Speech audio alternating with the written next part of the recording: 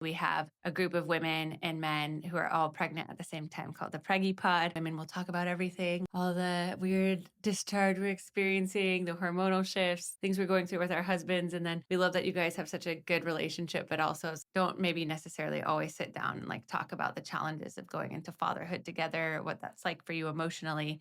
And so we decided to arrange this night where we each separated for an hour and we talked about a topic that we'd really love the opposite gender to talk about. And then we presented that topic to them, and each team, the women and the men, had an hour to talk about that. And then we came together collectively, shared our musings, and then we did breakout sessions with each couple to talk about how we wanted to proceed from there. We wanted to know what it was like for you guys going through it emotionally as fathers, what you were thinking about, how you also thought of our experience during the pregnancy, and like maybe the invisible labor and things that you weren't noticing in the day-to-day that we were always thinking about. And you wanted us to recognize kind of what you were doing or going through during the pregnancy, and also how you could show up and support us in ways that maybe before we hadn't expressed. And there was a lot of like common themes around women with body image or just wanting to feel appreciated, or more words of affirmation than you think. Like if you think you're saying enough,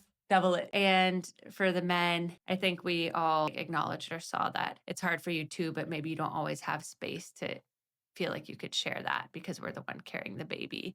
And so it's really important to carve out these times where you can vocalize your needs.